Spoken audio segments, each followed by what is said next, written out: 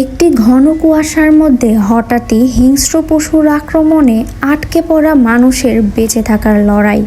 কিভাবে তারা নিজেদের বাঁচাবে হিংস্র পশুদের থেকে? সবাই কি বেঁচে ফিরতে পারবে, নাকি শ্বাসরুদ্ধকর এই যাত্রায় কুয়াশার সাথেই মিলিয়ে যাবে সবাই? হ্যালো ফ্রেন্ডস, দিস ইজ আনিয়া মুভি সেন্স। এই চ্যানেলে আপনাদের সবাইকে জানাই ওয়েলকাম। আজ এক্সপ্লেইন করব রহস্য, সাসপেন্স আর উত্তেজনায় ভরপুর Korean thriller movie project silence. Project সাইলেন্সের রহস্যের গভীরে ডুব দিতে ভিডিওটি শেষ পর্যন্ত দেখুন। মুভির শুরুতে দেখানো হয় কোরিয়ান ন্যাশনাল সিকিউরিটি কাউন্সিল, যেখানে গভর্নমেন্ট আর কিছু সিকিউরিটি মিনিস্টার আলোচনা করছিল টেরোরিস্টদের কাছে আটক হওয়া ক্যাপ্টেনদের রেস্কিউ করার ব্যাপারে। তখন সেখানে মুভির অন্যতম ক্যারেক্টার জং ইয়নকে দেখানো হয়, যে পরবর্তী প্রেসিডেন্ট হবার জন্য ইলেকশনে দাঁড়িয়েছে। বর্তমানে জং ইয়ন ব্লু হাউসের সেক্রেটারি অফ সিকিউরিটি পোস্টে আছে। এই অবস্থায় জং ইয়ন বলে ক্যাপ্টেনদের আরও 1 মাস সেখানে থাকা উচিত। এ কথা শুনে মিনিস্টাররা রাজি হয় না, আর তখন সেখানে ইয়নের অ্যাসিস্ট্যান্ট মুভির প্রধান চরিত্র জন উনকে দেখানো হয়। উন ব্লু হাউসে ডেপুটি সিকিউরিটি ডিরেক্টর পোস্টে আছে। উন বলে ক্যাপ্টেনরা সেখানে 5 মাসের বেশি সময় ধরে বন্দি আছে। এই 5 মাসে কোনো রেসপন্স আসেনি। এর 2টি কারণ হতে পারে। প্রথমত, টেরোরিস্টরা সরকারকে আরও টেনশনে ফেলে মোটা অঙ্কের টাকা আদায় করতে চাইছে। আর দ্বিতীয়ত, বন্দি হওয়া ক্যাপ্টেনরা মারা গেছে, এজন্য তারা কোনো কন্ট্যাক্ট করছে না। উনের কথা শুনে মিনিস্টাররা খুব হতাশ হয়। তবুও উন খুব কনফিডেন্সের সাথে কথার উত্তর দিচ্ছিল, যা হিয়নের খুব পছন্দ হয়। হিয়ন আলাদাভাবে উনকে বলে, যদি প্রথম থেকে তোমার মতো লোক আমার কাছে থাকতো তাহলে আমি অনেক আগেই প্রেসিডেন্ট হয়ে যেতাম। সিন শিফট হলে দেখানো হয় উনের মেয়ে কিয়ং মিনকে। উন তার মেয়েকে অ্যাব্রোডে তার আন্টির কাছে পাঠাচ্ছে পড়াশোনার জন্য, কিন্তু মিন র্যাপার হতে চেয়েছিল।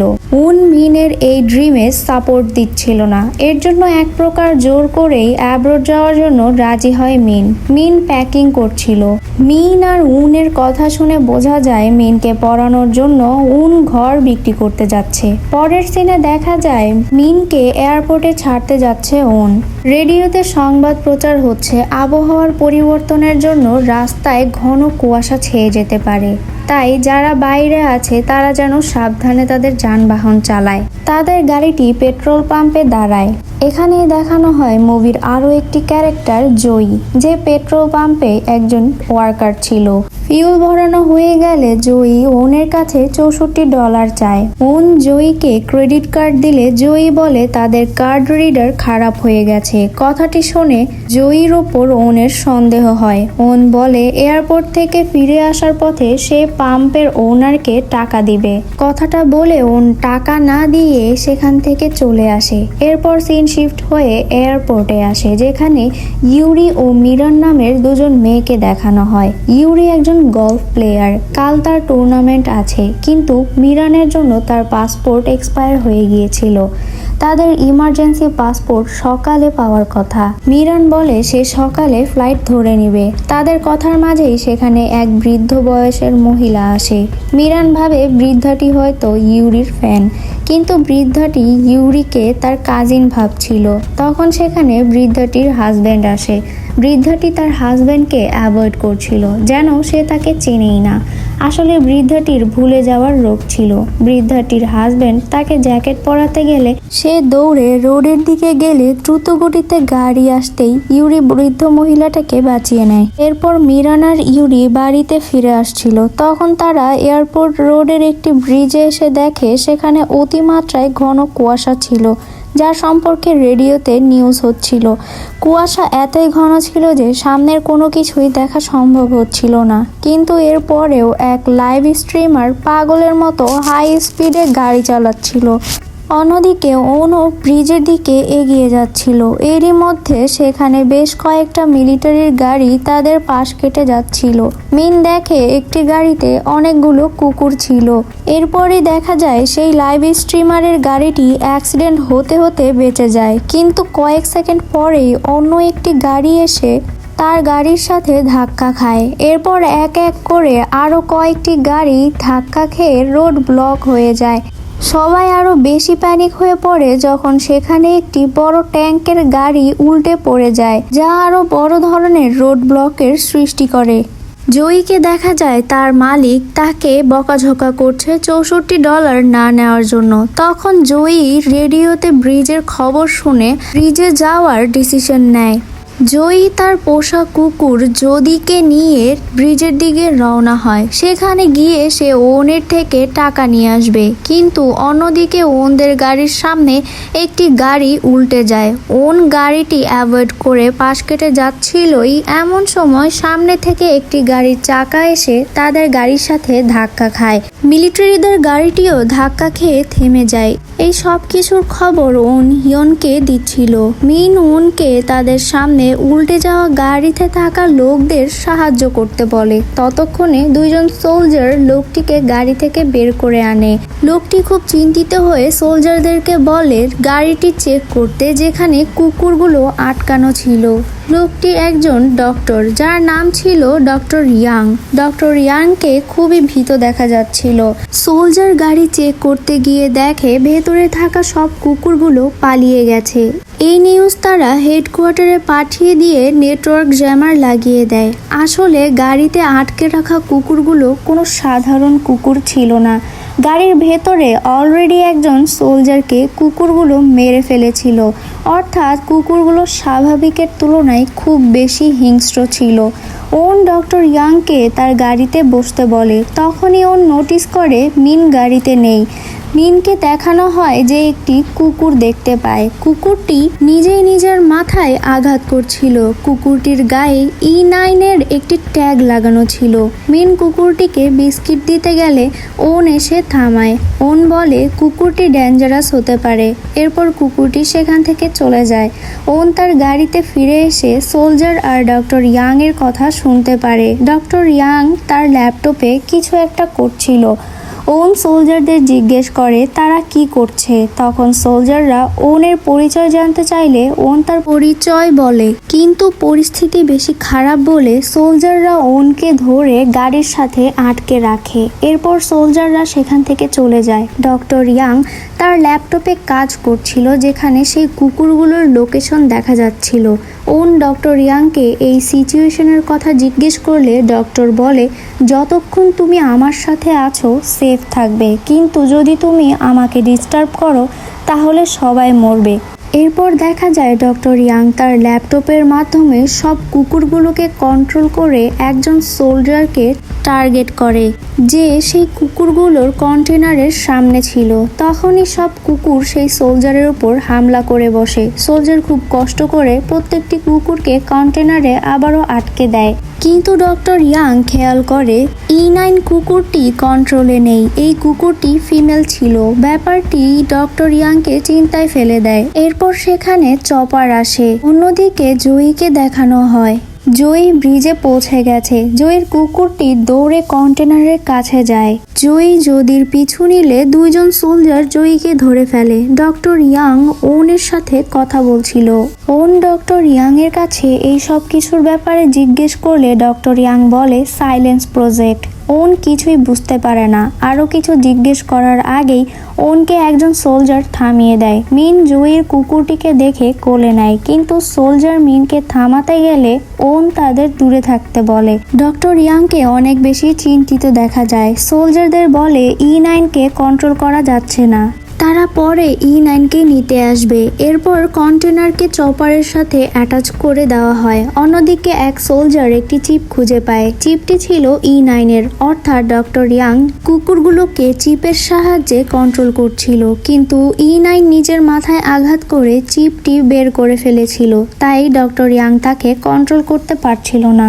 কন্টেনার যখন চপারে উঠানো হচ্ছিল তখনই E9 কুকুরটি চপারের ভেতরে থাকা সোলজারদের ওপর হামলা করে। ফলে চপারটি ব্যালেন্স হারিয়ে ফেলে। কন্টেনারটি আবারও নিচে পড়ে যায়। এরপর E9 চপার থেকে বের হয়ে এলে চপারটি ব্রিজের তারে লেগে ক্র্যাশ হয়ে যায়, যা দেখে ডক্টর ইয়াং আরো বেশি চিন্তায় পড়ে যায়। তার ল্যাপটপে সবকিছু ইরর শো করছিল। কন্টেনারে থাকা কুকুরগুলো আউট অফ কন্ট্রোল হয়ে তাদের টার্গেট 116 জন লোকের উপর সেট হয়ে যায়। এরপর সব কুকুর কন্টেনার থেকে বাইরে এসে এক এক করে মানুষকে মারতে থাকে। এর মধ্যে একটি কুকুর ডক্টর ইয়াং এর উপর হামলা করলে ডক্টর ইয়াং এর ল্যাপটপটি হাত থেকে ছিটকে দূরে গিয়ে পড়ে। ওন ডক্টর ইয়াংকে সাহায্য করে মিনকে নিয়ে একটি গাড়িতে করে যাচ্ছিল। তখন জুই পেছন থেকে তাদের ইশারা করলে ওন গাড়ি না থামালে মিন হ্যান্ড ব্রেকার লাগিয়ে ওনকে বলে জুইকে হেল্প করার জন্য। এরপর তারা জুইকে গাড়ির পেছনে বসিয়ে সেখান থেকে যাচ্ছিল। হঠাৎই সামনে চপারের কিছু অংশ ব্রিজের তার থেকে নিচে পড়ে ব্লাস্ট হয়ে আগুন লেগে যায় আর রাস্তা ব্লক হয়ে যায়। ওন ডক্টর ইয়াং এর ওয়াকিটাকি দিয়ে কথা বলার চেষ্টা করে কিন্তু কোনো রেসপন্স পায় না। অন্যদিকে বেশ কিছু লোকজন একটি বাসের ভেতরে আশ্রয় নেয়। বাসের সবাই দেখতে পায় ওনদের গাড়ি স্টার্ট হচ্ছে না।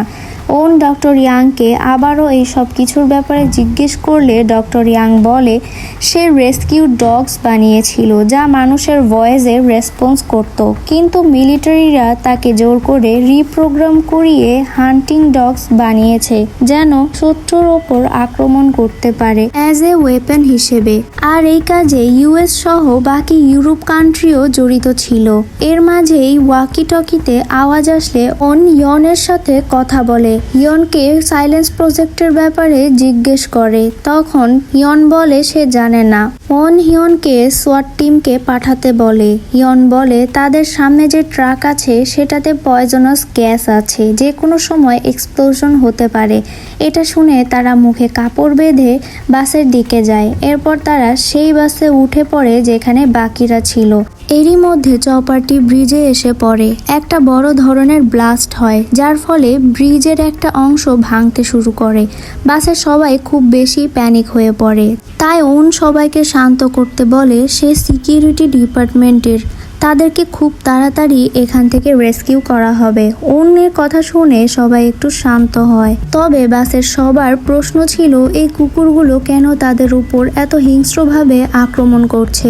ওন তখন তাদেরকে মিথ্যে কথা বলে। তাদের বলে কুকুরগুলো খুবই উচ্চমাত্রার রেবিসে আক্রান্ত, তাই তারা মানুষের উপর আক্রমণ করছে।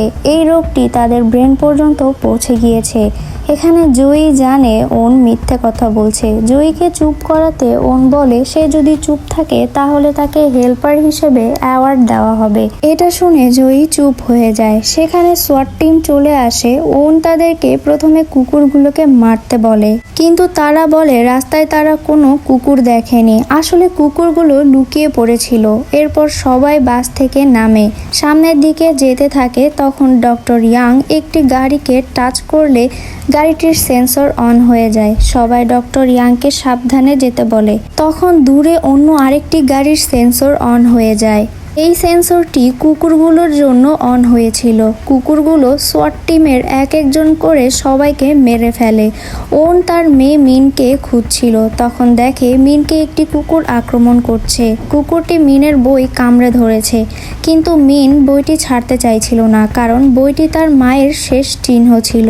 ওন কুকুরটিকে তাড়িয়ে মিনকে নিয়ে বাসের ভেতরে লুকিয়ে থাকতে বলে। তখন ওন বুঝতে পারে তার ওয়াকিটকি কোথাও পড়ে গিয়েছে। তাই ওন মিনকে রেখে ওয়াকিটকি খুঁজতে চলে যায়। সামনে যাওয়ার পর ওন কিছু সার্ভাইভালকে দেখতে পায়, যেখানে সেই বৃদ্ধ কাপল জয়ীর কুকুর যদি ইউরি আর মিরন ছিল।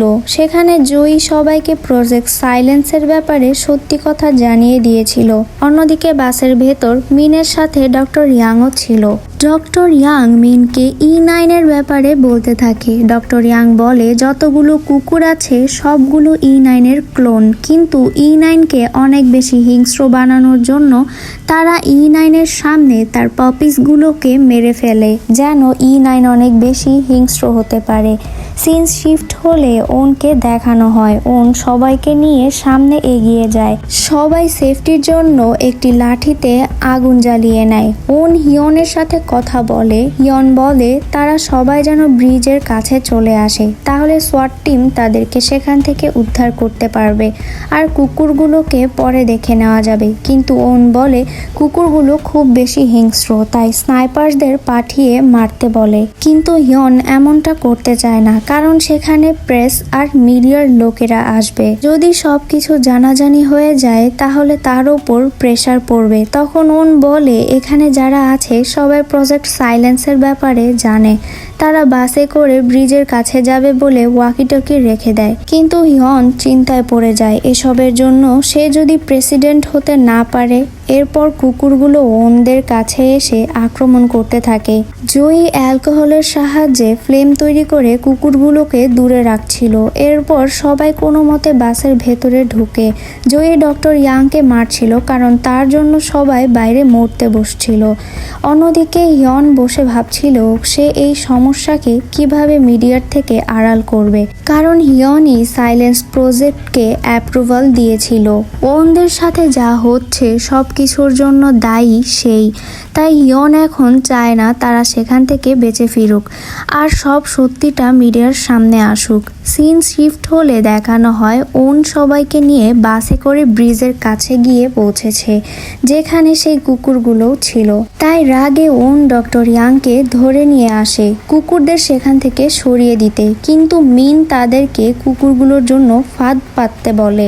তাই ফাঁদ পেতে বাসের নিচে একটি খালি জায়গায় বসে তারা সবাই অপেক্ষা করে। কুকুরগুলো বাসের ভেতরে ঢুকলে একটি তারের সাহায্যে বাসের দরজা বন্ধ করে দেয়। এরপর সবাই বাইরে বের হয়, কিন্তু সেই বৃদ্ধাটির মৃত্যু হয়ে গিয়েছিল, কারণ তাকে একটি কুকুর কামড়ে দিয়েছিল।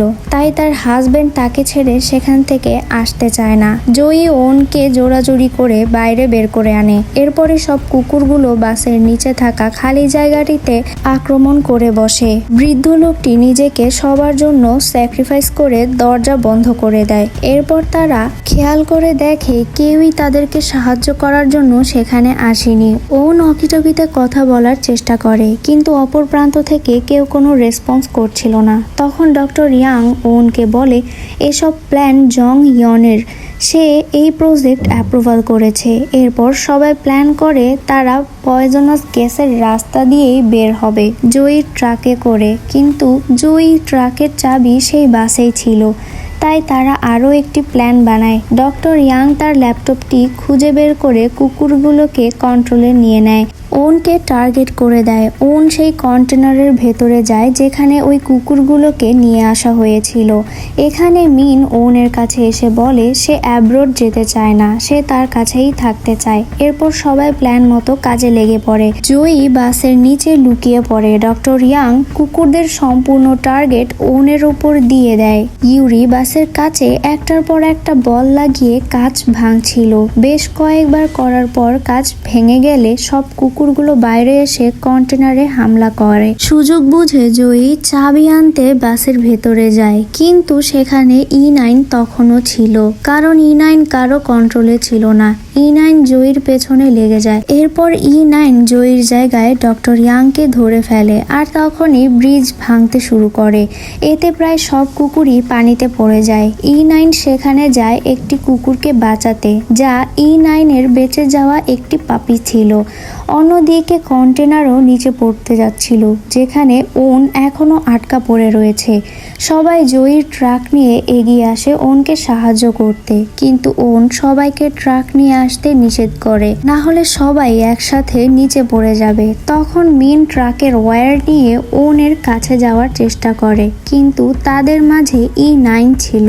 কিছুক্ষণ পর E9 তার পাপির সাথে নিচে পড়ে গেলে মিন ওনের কাছে যায় আর কন্টেনারের সাথে ওয়্যারটি অ্যাটাচ করে দেয়। এরপর জয়ী ট্রাকের সাহায্যে তাদেরকে উপরে উঠিয়ে এনে সেখান থেকে চলে যেতে থাকে, কিন্তু ব্রিজ তখন পুরোপুরি ভাঙতে শুরু করে। জয়ী ফুল স্পিডে পয়জনাস গ্যাস পার করে সেফ প্লেসে চলে যায়। সামনে আসার পর সেখানে মিডিয়া সহ মেডিকেল টিম ছিল। জং ইয়নও সেখানে চলে আসে। ওন সেখানে এসে হিয়নকে পাঞ্চ করে। তখন হিয়ন বলে তার মেয়ের ভবিষ্যতের কথা চিন্তা করা উচিত। ওন হিয়নকে টাকা দিয়ে বলে তার মেয়ে অ্যাব্রোড যাবে না, তার সাথেই থাকবে। এরপর ওন মিডিয়ার সামনে সত্যিটা তুলে ধরে তার সাথে সাপোর্ট দিয়ে ডক্টর ইয়াংও প্রমাণ দেখিয়ে সবাইকে সত্যিটা বলে দেয়। অন্যদিকে E9কে দেখানো হয় যে তার পাপিকে নিয়ে সাঁতরে কিনারায় উঠে গেছে। পাপিকে বাঁচিয়ে নেয় E9। এভাবেই শেষ হয় প্রজেক্ট সাইলেন্স মুভিটি ভালো লাগলে অবশ্যই লাইক কমেন্ট করতে ভুলবেন না। নতুন নতুন সব মুভির এক্সপ্লেনেশন পেতে মুভি সেন্স এই চ্যানেলটির সাথেই থাকুন। ধন্যবাদ।